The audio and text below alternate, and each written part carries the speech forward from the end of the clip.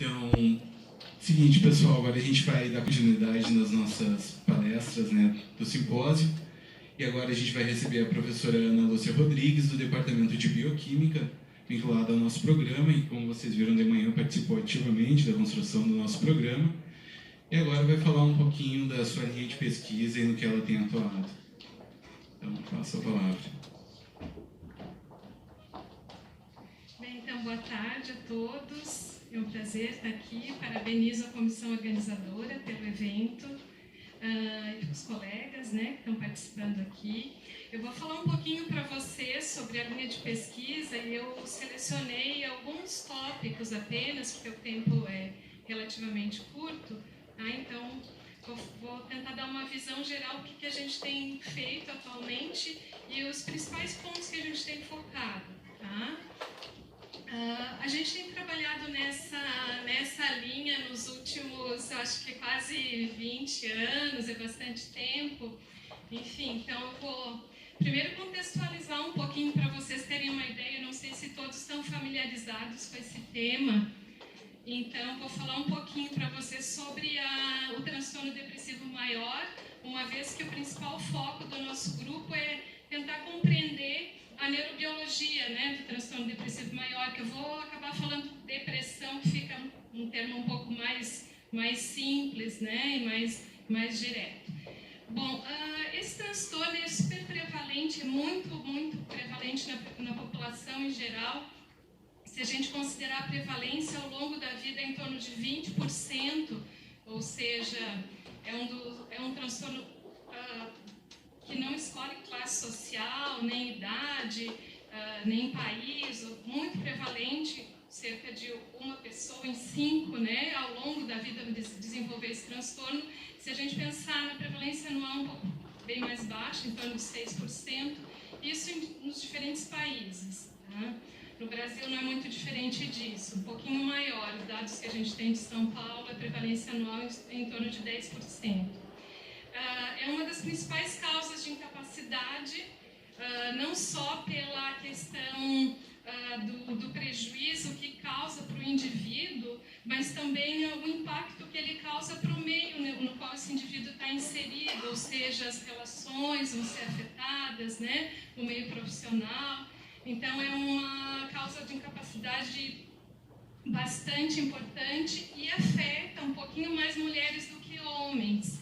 A prevalência em mulher é em torno de 2 para 1, tem alguns estudos mostram até um pouquinho mais, mas em torno de 2 mulheres para cada homem. E o custo econômico e social, como eu já mencionei, é bem elevado. É uma das principais causas de suicídio e mortalidade. A mortalidade não apenas devido ao suicídio, mas a mortalidade também devido a várias comorbidades que a gente tem, ou seja, frequentemente, né, o paciente com depressão também apresenta outras doenças de natureza inflamatória, por exemplo, também doenças neurodegenerativas, câncer. Então, são vários tipos de doenças que estão associadas, né, à depressão. Embora cause todo esse impacto para a sociedade, para o indivíduo, né, o tratamento ainda é um grande desafio. Então, nesse ponto assim que eu quero chamar bastante atenção, porque eu escolhi falar de novas estratégias, né, e a gente poderia até abordar outros tópicos, mas o tema da apresentação é novas estratégias, justamente porque é um grande desafio para os grupos de pesquisa que tentam compreender a fisiopatologia da depressão, é também estabelecer possíveis novos alvos para tratamento e possíveis novos agentes terapêuticos. Isso principalmente pelo fato de que os pacientes não respondem bem, cerca de 30%, que é uma porcentagem bem alta, simplesmente não responde a nenhum fármaco, então são refratários, né? E mesmo os que têm respostas, que exibem respostas, essas respostas elas não são plenas, não são completas. Então, muitos pacientes, embora apresentem resposta, essa resposta ela não é totalmente satisfatória. E isso tem motivado muito a pesquisa de novos agentes. Um outro aspecto bem importante no que se refere a essa limitação do tratamento é o fato de que a maior parte dos antidepressivos, 99% dos antidepressivos atualmente utilizados, eles têm uma resposta muito longa, ou seja, você administra o fármaco para o indivíduo e o efeito terapêutico só vai acontecer cerca de 3, 4, 5 semanas depois do início do tratamento. E isso acaba desestimulando muito essas pessoas que abandonam o tratamento muitas vezes, né? Então é um problema bem grande mesmo. Em função disso, muitos modelos animais eles têm sido desenvolvidos e têm sido utilizados no sentido de estabelecer alvos terapêuticos e também no sentido de estabelecer possíveis novos agentes antidepressivos.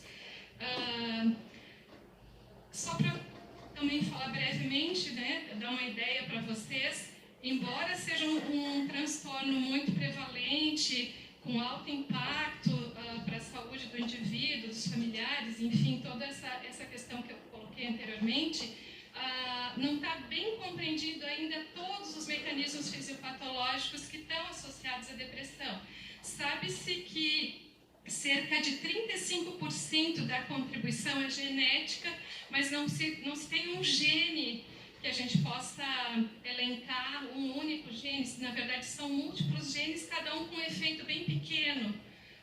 E associado a isso, a gente tem o fato de que há uma interação muito grande entre fatores genéticos e ambientais, sendo que o principal fator ambiental que está relacionado ao desenvolvimento dos episódios depressivos é o estresse, principalmente o estresse de natureza crônica e de natureza imprevisível. Além disso, um outro fator bem importante são traumas na infância, principalmente nos primeiros anos de vida.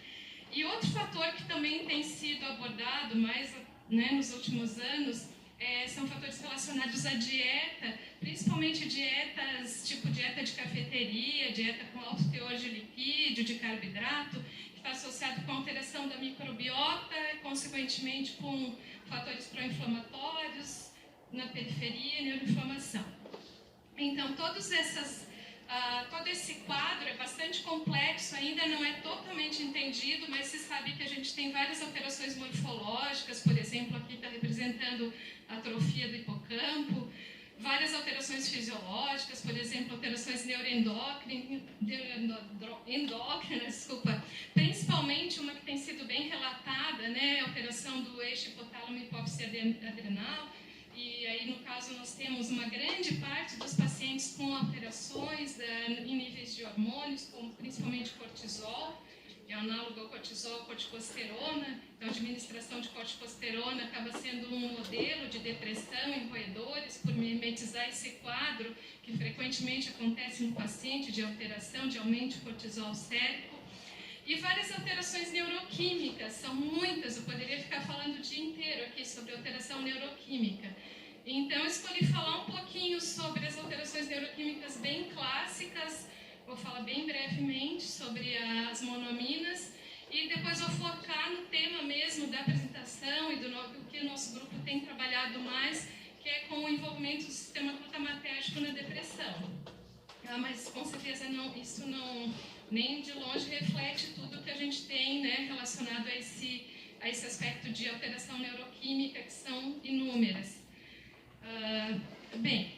Só para contextualizar, para vocês terem uma noção, os fármacos atualmente disponíveis para o tratamento da depressão, eles estão baseados no aumento de níveis de monoaminas. E isso é refletido aqui, né, nessa figura, pela hipótese monoaminérgica, que postula que no estado depressivo nós tenhamos uma redução de monoaminas na fenda sináptica e, após tratamento crônico, um restabelecimento do nível dessas monoaminas, aí monoamina, serotonina, noradrenalina principalmente, mas também dopamina, e com isso nós teríamos a remissão dos sintomas. Essa hipótese, no entanto, ela tem várias limitações, tá? Ela é bastante simplista. E uma das principais limitações que a gente identifica é o fato do efeito clínico ocorrer bem tardiamente, mas o aumento de monoaminas ele ocorre logo após o início do tratamento. E não há um paralelismo entre o aumento de monoaminas e o efeito clínico. Não existe uma relação temporal nesse aspecto. Então, isso levou a várias hipóteses para tentar compreender, né, por que a gente tem esse atraso na resposta terapêutica desses fármacos monoaminérgicos. Uma das hipóteses, que eu vou explicar bem brevemente aqui, ela diz respeito ao fato de que não apenas monoaminas é importante, você também tem que ter um aumento de glutamato para estimular algumas sinapses excitatórias. E esse aumento de glutamato, ele só acontece mediante tratamento crônico com fármacos antidepressivos, não com tratamento agudo, que eu vou mostrar aqui, tenta ser claro em pouco tempo, mas né, isso aqui demandaria um pouquinho mais de tempo para explicar, mas eu vou falar aqui brevemente. O que a gente tem aqui, né? Um estado normal, aqui nós temos, isso aqui seria um neurônio serotoninérgico com vesículas contendo serotonina e glutamato. Glutamato são essas bolinhas vermelhas e a serotonina essas bolinhas verdes. Então aqui nós temos os receptores serotonérgicos subtipo 1A, que são autorreceptores inibitórios, estão localizados no terminal pré-sináptico. Então, quando a gente tem uma ligação da serotonina nesses receptores, a gente tem uma inibição da liberação de serotonina, uma redução na taxa de disparos. Quando nós temos, então, um tratamento agudo com fármaco antidepressivo, por exemplo, uma fluoxetina, essa fluoxetina interage nesses receptores, interage nos transportadores, né? Os que fazem a recaptação de serotonina, que estão representados aqui, porque a serotonina é inibidora da recaptação desses transportadores. Então, nesse caso, o que vai acontecer? Vai aumentar o nível de serotonina na fenda sináptica. Mas como essa serotonina ela vai estar interagindo com esses receptores 5-HT1A, e vai estar havendo um bloqueio da taxa de disparo, que está representado aqui por esse quadrinho amarelo, a gente vai ter a redução de glutamato, não vai ter a coliberação do glutamato que está contido nessas vesículas. E quando a gente tem uma administração crônica, a gente já tem um quadro um pouquinho diferente, porque nesse caso nós temos a serotonina disponível na fenda sináptica, porque continua essa inibição, mas já está bem demonstrado que na administração crônica de fármacos antidepressivos há uma redução desses receptores 5-HT1A, uma dessensibilização desses receptores. Consequentemente, eu volto a ter uma taxa de disparo alta. E como essas vesículas contêm também glutamato, eu teria não só o aumento da liberação de serotonina, mas também o aumento da liberação de glutamato. Então, essa é uma hipótese que está sendo bastante discutida atualmente, como o fortalecimento dessas sinapses excitatórias, como a importância nesse efeito desses fármacos. E isso só aconteceria depois de várias semanas. Ou seja, isso nos estaria não excluindo a hipótese monoaminérgica, mas estaríamos reconhecendo que, além de monoamina, nós temos o glutamato talvez como um agente bem importante, né, nesse efeito terapêutico. Nosso laboratório está muito concentrado, né, em estudar o sistema glutamatérgico, por isso que eu estou explicando, né, essa questão para vocês. Sabe-se também que, mediante tratamento crônico com antidepressivos, nós temos um aumento de expressão de BDNF, isso já é bem conhecido. Esse aumento de expressão de BDNF envolve vários mecanismos de sinalização intracelular, né, que está representado, estimulação da proteína sinase A, fosforilação do fator de transcrição CREB e transcrição de BDNF, mas nós podemos ter também, bem conhecido via estimulação de receptores AMPA, nós temos também esse efeito, e esse efeito, no caso, seria bem mais rápido. Tá? Então, é outro ponto, né, favorável, vamos dizer assim, a essa questão da participação de glutamato na depressão. Ainda a gente pode, né, considerar aqui que quando nós temos o estresse crônico, que, como eu falei para episódio depressivo, nós temos redução de BDNF. Essa redução é já bem descrita. Isso aqui está representando o neurônio piramidal do hipocampo, mas nós temos também outras regiões encefálicas, nós temos bem estudado no córtex pré-frontal. Em algumas regiões isso não ocorre, mas enfim, né? Aqui está representando essa atrofia, essa perda neuronal. E acompanhando essa perda neuronal, a gente tem várias alterações neuroquímicas. E a gente pode dizer, então, que esse paciente com depressão ele tem uma incapacidade, né? O cérebro é incapaz de fazer as respostas adaptativas adequadas a alterações do ambiente que vão estar resultando, né, nos vários sintomas de depressão. E quando a gente faz o tratamento com fármacos antidepressivos, ou com eletroconvulsoterapia, ou mesmo exercício físico, nós teríamos um restabelecimento dessa arborização dendrítica, dos contatos dendríticos, isso associado ao aumento de BDNF, associado também, né, com várias outras alterações neuroquímicas. Qual a dificuldade disso tudo? É que esse tratamento aqui é crônico, não é agudo. Então, como eu falei, o desafio é talvez fazer com que a gente tenha alterações também neuroquímicas, mas a curto prazo, para que nós tenhamos uma resposta terapêutica mais a curto prazo e não tão demorada, né? No final da década de 90, né, ou seja, final do século passado, surgiu essa revisão na literatura que foi chamada Antidepressivos para o Novo Milênio, que refletia toda essa preocupação, né, de melhorar a resposta terapêutica e refletia muito essas pesquisas que já tinham sido feitas com sistema glutamatérgico e depressão, essa relação entre sistema glutamatérgico e depressão, principalmente com alguns estudos pré-clínicos que se tinha até esse momento, mostrando que vários moduladores glutamatérgicos teriam um potencial antidepressivo, principalmente antagonistas de receptores NMDA. E foi proposto, então, que teria uma relação também entre antidepressivos convencionais e o sistema glutamatérgico, que estaria representado aqui nessa figura, que os antidepressivos convencionais aumentariam o BDNF via essa sinalização que eu mostrei anteriormente, envolvendo proteína sinase A e CREB, mas isso acabaria refletindo numa redução de função de receptores NMDA. Então, foi postulado que inibir receptores NMDA poderia ser um caminho mais interessante, né, no que diz respeito à resposta ser um pouco mais abreviada, não tão demorada.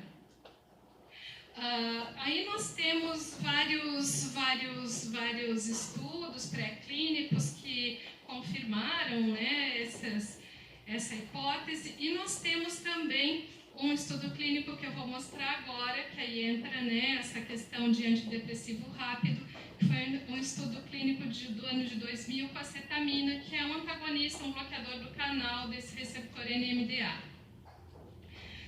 Esse estudo de 2000, ele acabou sendo um estudo assim, muito relevante nesse contexto de avaliação, né, da importância do sistema glutamatérgico, porque ele mostrou que em pacientes depressivos, a cetamina administrada agudamente exerceu um efeito, já exerceu um efeito em 230 minutos após a administração. Mas era um N pequeno, um N com 7 pacientes, mas esse estudo chamou muito a atenção, um estudo muito citado, muito importante, foi um marco, né, nessa nova investigação de fármacos glutamatérgicos, e vários grupos passaram a se interessar muito pela cetamina, estudar muito a cetamina. Em 2006 saiu esse estudo, que também é um outro estudo muito citado na literatura e muito importante, porque ele não só confirma o anterior, mas nesse estudo ele tem um N maior e ele tem pacientes refratários ao tratamento com fármacos convencionais. Eram pacientes severos, com ideação suicida, né? Então pacientes realmente que tinham um comprometimento muito grande assim, do aspecto funcional. E esses pacientes tiveram essa administração intravenosa e já com 110 minutos já tem efeito, né? Já um efeito significativo.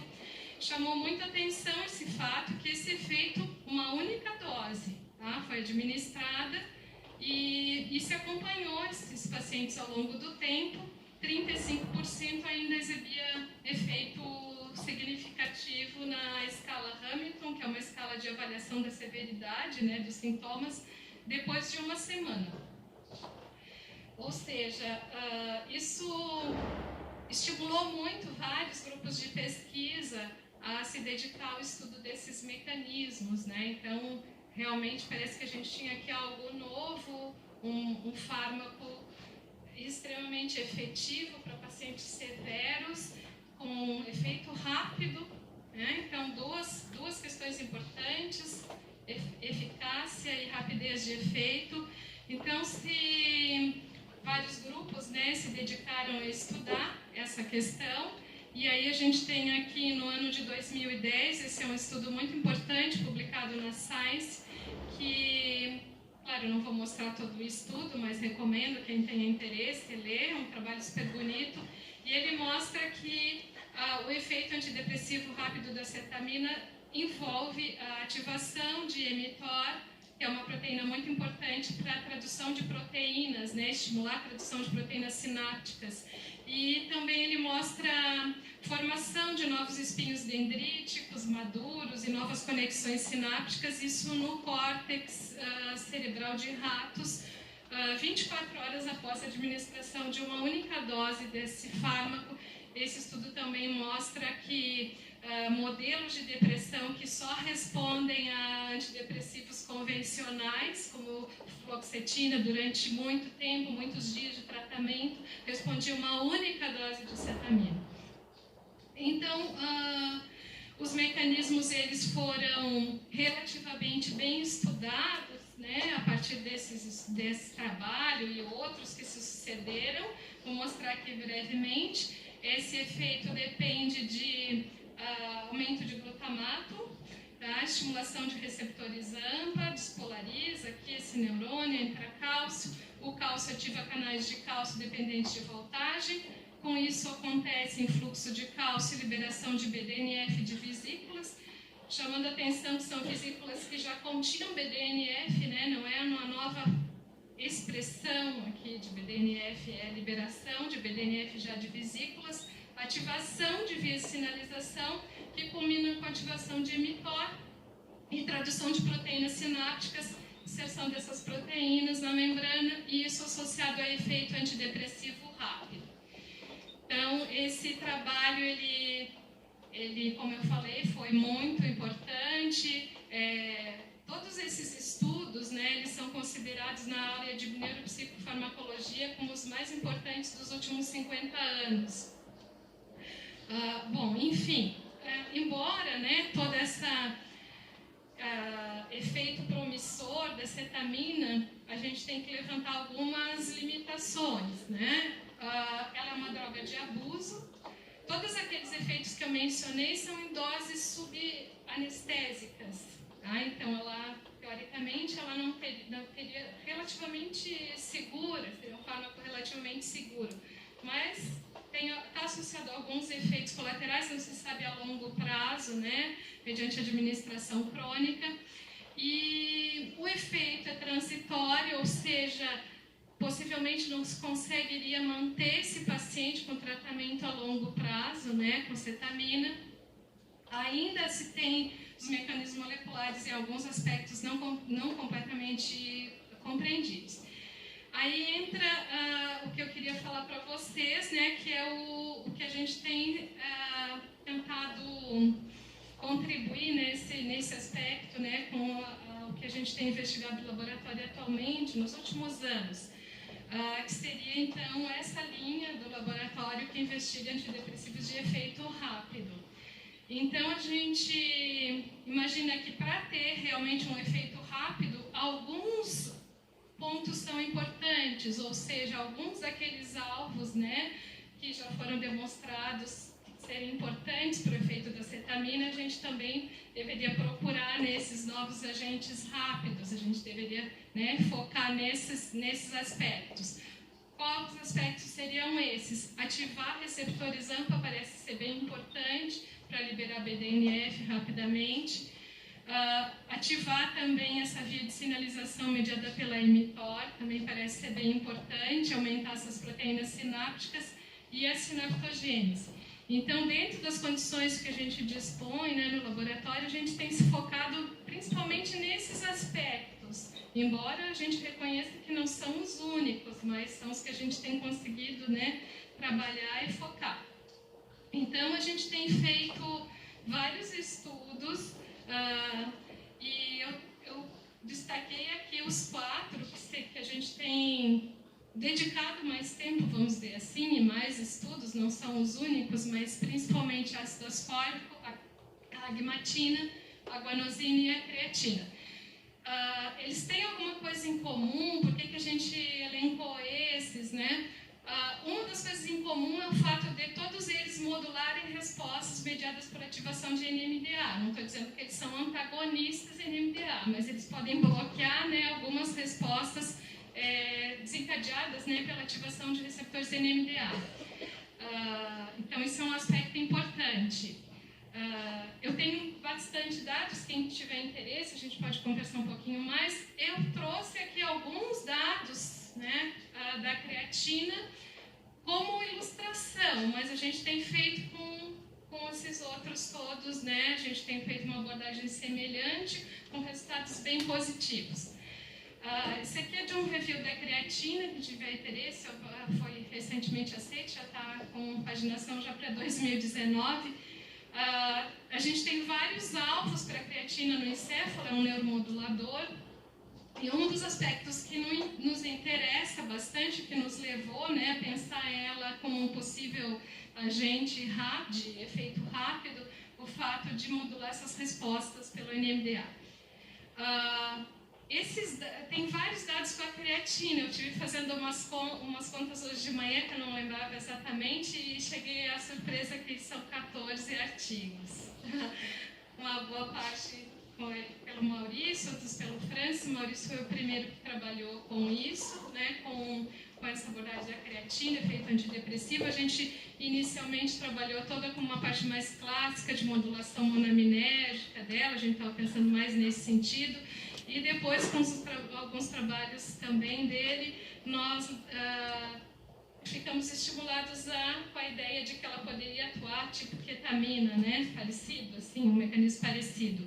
E aí fizemos várias coisas, eu trouxe aqui alguns resultados apenas para ilustrar. Uma das nossas estratégias foi bloquear a proteína mTOR.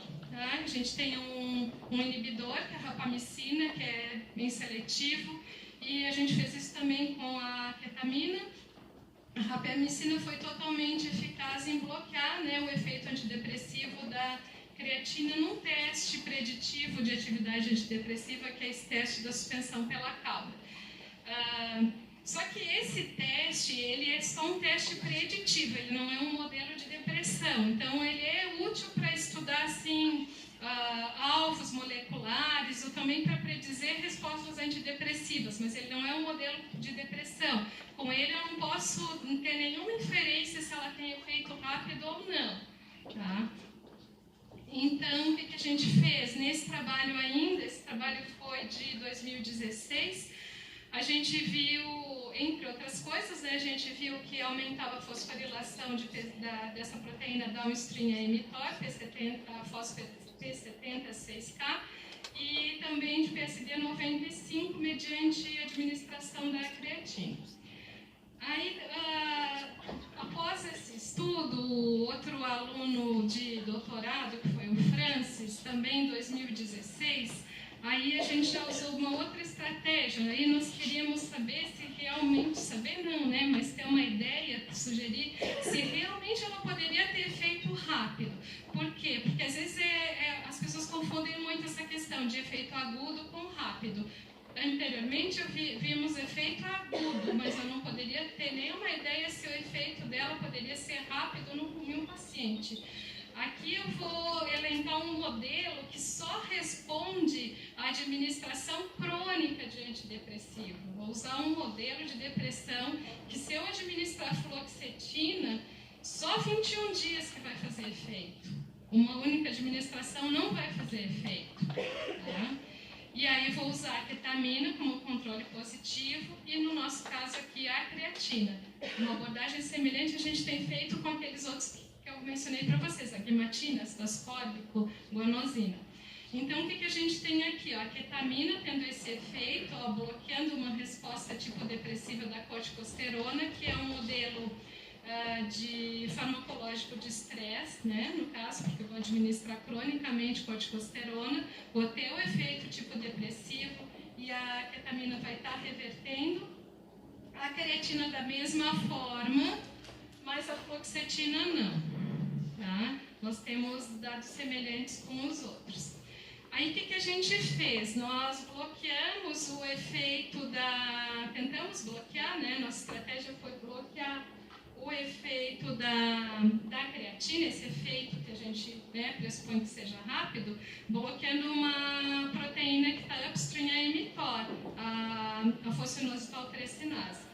Então, bloqueando com a vortmanina, eu tenho uma reversão completa aqui, ó, do efeito da creatina, e bloqueando a mTOR, eu também tenho uma reversão completa. Então, isso nos leva a crer que esse efeito que eu estou, né, imaginando que seja um efeito rápido, um mecanismo de ação rápido, ele de fato é dependente de uma cascata de sinalização também, né, ativada pela acetamina, ou seja, eles podem ser parecidos no que diz respeito ao seu mecanismo de ação.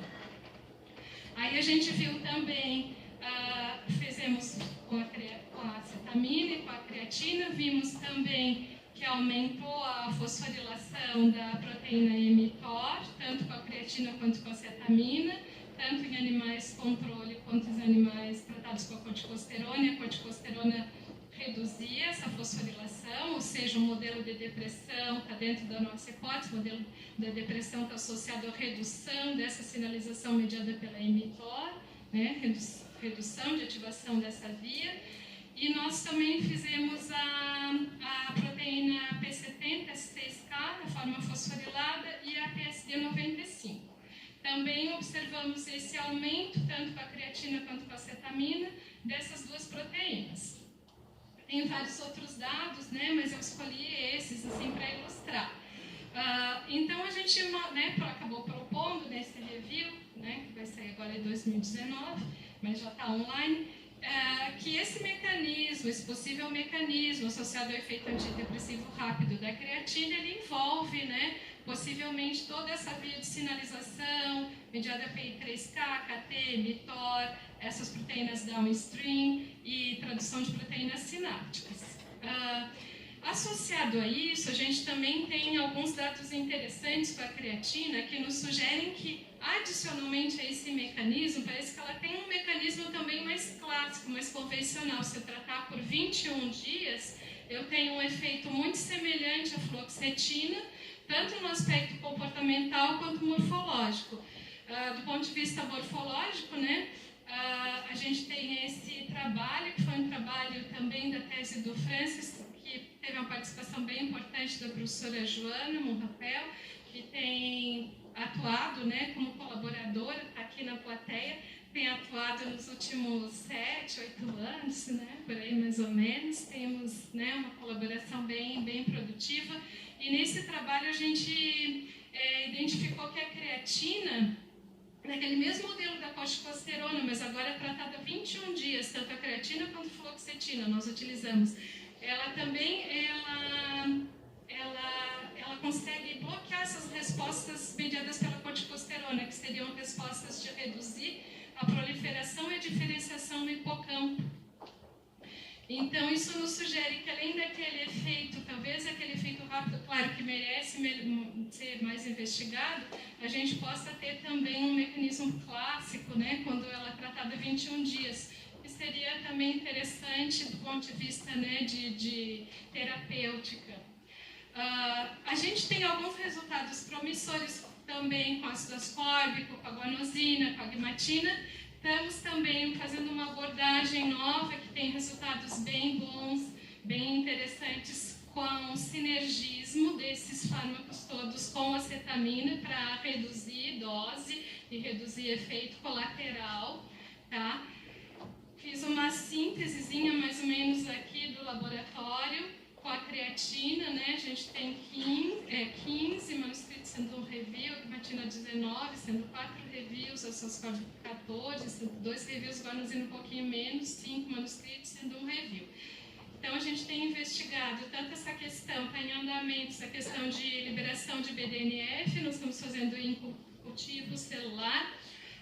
Essa questão da sinalização, ela foi feita com abordagem comportamental e blotting também, tem para esses todos. Essa questão de AMPA a gente fez só com abordagem farmacológica, bloqueando o receptor com DNQX.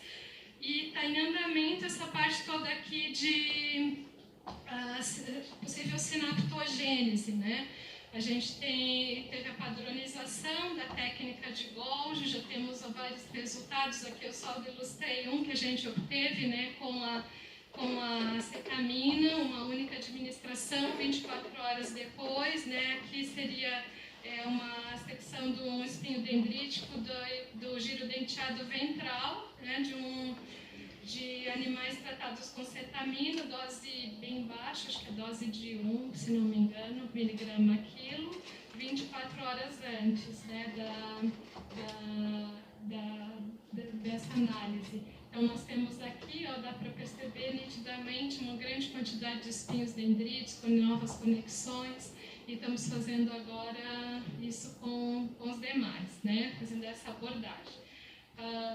Só para finalizar, eu trouxe uma pequena amostra do que a gente está fazendo, né? Mas eu gostaria de deixar o reconhecimento e gratidão a todos os alunos. Os do pós-graduação em neurociências foram vários, né? Fiz né? Trouxe aqui, né, esse painel, isso.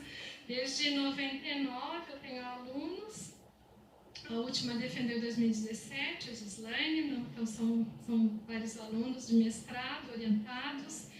A maioria continuou no doutorado foram 8, né, que eu fiz esse painel, mostrando aqui, as 2 primeiras são professoras, atualmente, inclusive do programa, né.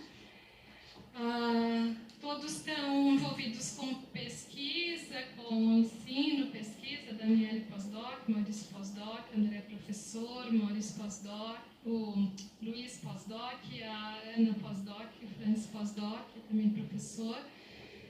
Atualmente eu tenho 3 alunos pelo programa de pós-graduação em neurociências e um de mestrado, o Anderson, doutorado a Gleice, a Day e a Aline.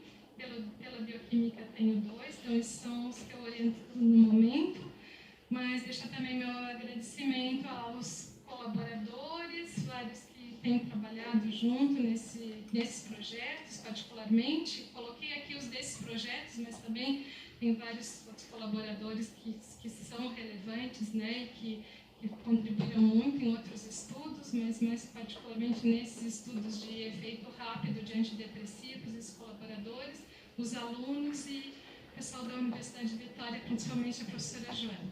Então, obrigada.